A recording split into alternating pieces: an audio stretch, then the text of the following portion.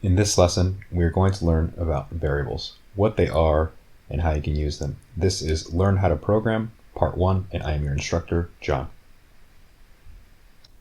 So, what exactly are variables? Well, to put it simply, variables store things in programs so that they can be used later. Just like how you, for example, might buy a storage unit and put a sofa in there or a TV. Variables are kind of like that. So what exactly can a variable store? Well, that's actually very language dependent because each language, like JavaScript, Java, Ruby, C++, C, all of those have different data types that are not necessarily a one-to-one match with the data types of the other programming languages. So just about anything can be stored, especially in Kotlin, but just remember that it is very language dependent. So this is kind of what a variable looks like. It's a storage medium, and you can store all kinds of different data types in it. For example, one data type is a string. The string could be, today is a sunny day, and that can be stored in a variable. You could also declare a variable of type int, which would be, that actually stands for integer, and that could be like the number 5, or char, which is a single character. In order to declare a char, you need to use single quotes though, and not double quotes. If you use double quotes, it's actually going to be a string, but I'll show you what I mean in a few minutes. You could also store something like local date. Now, this isn't something that I want you to get bogged down on right now, but local date is a class that can be instantiated. So what that all means actually is that you can create something a little bit more complicated than a string, an int, or a char. You could create an actual date. We are going to go over objects and what those actually are and how to instantiate them later. But for now, just know that you can create really complicated objects and things to represent things like, for example, a date. But let's get to some practical examples right now. So what I would love for you guys to do right now is to go to this link right here, play.kotlinlang.org. And when you are all set up, we can get started. So now we're at the fun part. This is where we are actually going to write some code. So before we begin, I just want to say that this interface right here is a little bit buggy sometimes. So I might be clicking on the replay button several times, but that is not my fault. So just follow along and let's see if we can get through this without any errors. All right, so the first thing I want you to do is to declare a variable of type string and then print out its contents. Well, to declare a variable in Kotlin, you type in val and then space, and then you name your variable. For example, my greeting. Kind of a dumb name, but whatever. Let's open and then close quotes, and then let's type in an actual greeting, like welcome to my program. All right, excellent. But the next part about this was to print this out. If you remember from our last video, what we did before was we did print line or println, and then we typed in 5 or the string directly like this. This is my string, and then we printed it out. But now what we're actually going to do is feed it my greeting. If you remember from our previous explanation, all that a variable really is a storage medium for pieces of code. So when I click play on here, and let's hope that this finally works as expected. Okay, great. Welcome to my program. And just to prove to you that it's grabbing it from over here, let's add a 1. Let's click play again. Excellent. That's exactly what we wanted. But like I said before, you could also just replace this with a different string. And as you can see, we are no longer printing out the variable, my greeting, but we are printing out a string directly. So this should change. Excellent. Now let's try declaring a variable of type integer. So declaring a variable is the same thing as creating a variable. It's just kind of a fancy way of saying it that programmers use. So let's declare a variable of type integer. So let's call this my favorite number. 5. Okay, so we have just declared a variable of type integer. And now if we do something like println and then my favorite number, let's click on here. Let's see if this works this time. Like I mentioned earlier, this thing is a little bit buggy. Okay, great. A different string from up here, and then 5, which is exactly what we wanted. Let's actually replace this with migrating, just for consistency's sake. We are programmers, so let's at least try and be consistent. All right, so now we want to declare a variable of type char and then print out its contents. Okay, so that's interesting. Let's once again type in val, V-A-L, space. Let's type in first letter of my name. Please feel free to follow along and pause the video. And now, if you remember from my previous slides, I said that a character needs to be declared between single quotes. So for example, J. And now let's print out its contents. Print line, first letter of my name. Okay, excellent. And now let's click play. Look at that. J has been printed out. But let's try something a little bit different. Let's try, like I said, this is a little bit buggy because, yeah, whatever. Let's try adding in an A right here.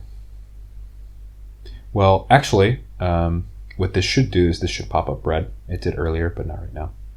And it will complain. Actually, let's click play and see if it does that. Oh, there you go. Too many characters in a character literal. Yeah. So it's complaining because the single quotes is saying, hey, I'm going to put a character between these two single quotes, but I'm putting two characters in here. And in order for this to be happy, you would need to change that to this, which is now a string. So it's just a detail for you to know. Characters and strings are found in tons of different languages, so it's a pretty common thing. So let's change this back to just J. Now let's keep going. Let's get rid of this over here so that we have some more space to work with. Okay, declare a mutable variable of any kind and then print out its contents. Okay, that's interesting. I haven't talked about that yet. Okay, so mutable versus immutable. What we have been doing so far, I kind of tricked you guys, is we have been writing immutable variables, meaning variables that cannot change. So, for example, this my greeting from up above, we can't do my greeting, I changed my greeting. That is actually illegal. And so if you look over here, once again, it's kind of buggy. Let's try running it. It complains because val cannot be reassigned. Excellent. So it's complaining because I said up here, hey, this can't be changed. And then I said down here, hey, I'm going to change this. That's not cool. It doesn't like that. In order for this to work, you actually need to change this to what's called a var, which is a mutable variable. Okay, excellent. So let's go ahead and do that. Let's go ahead and type in var, another greeting. Okay, great. Let's type in, hi, I'm John. And then let's print this out and make sure that everything is still running.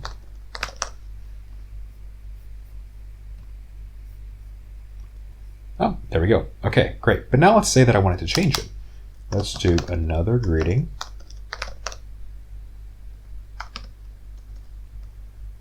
And let's type in, hi, I'm very hungry.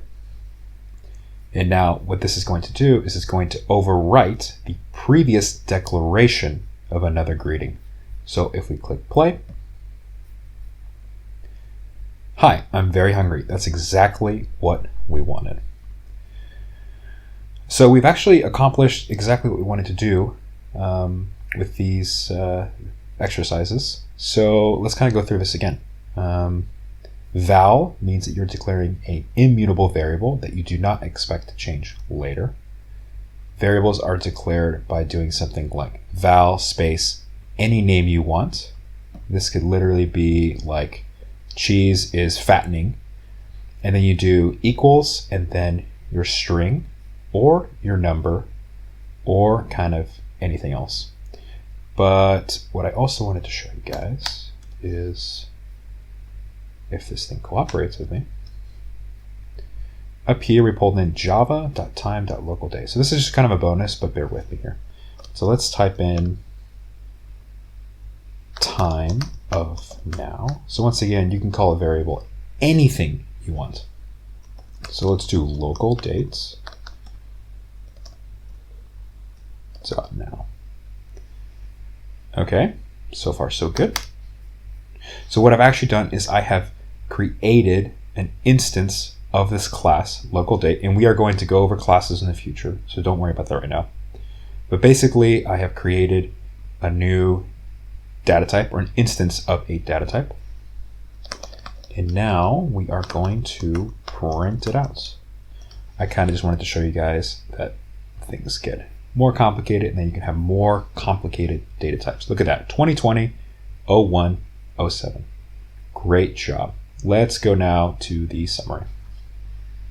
So what we have learned today is that variables store things in programs for later use, kind of like those strings that we created, or those numbers we created, or even that local date, which was just a date that we also created and stored. There are all kinds of data types that you can store, like strings, integers, objects, and what you can store is language dependent. There's an asterisk over objects because I want you to chill right now. We have not actually covered objects, what they are yet, how to create them, so don't worry about that. And then the third thing that we actually covered is immutability, which means you can't change it. So like we saw earlier, if you try and change a variable declared with val and reassign it to something different, like if you called it my name is John and then tried to change it to my name is Samantha, it is going to complain. In order to do that, you need to use var. This is going to feel like you are back in school, but I would love for you guys to work on some homework, which is also in the video notes. But I would love for you guys to take a look at this link right here. So let's do that together. And do not be intimidated by this. There's some pretty hefty paragraphs in here with a lot going on, but basically I wanted you guys to get a feel for what documentation looks like in programming. So this explains in heavy detail how a lot of these data types actually work, what's going on behind them, how can you verify that this is of this data type and not of that data type, so on and so forth. So there's a lot of stuff going on here, but please don't get bogged down by it.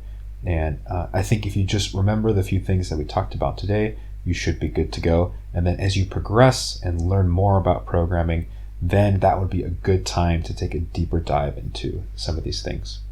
But I would highly recommend that you would just jump around, take a look at it, get a feel for what documentation for programmers typically looks like. And then this might seem silly, but I would encourage you to also try to explain to yourself the difference between mutable and immutable variables and how you can declare those in Kotlin. What are the differences when you are declaring mutable and immutable variables in Kotlin? Now, some practical advice. KISS, keep it simple, stupid, and practice, practice, practice. So what I mean by these two things, it is way too easy when you are learning how to program to get caught up in lots of different tutorials and to start reading documentation and then just to feel like you are drowning in documentation. You don't understand what this stuff means. It's just so abstract, yada, yada, yada. I would just encourage you to keep it simple. Start practicing all the time.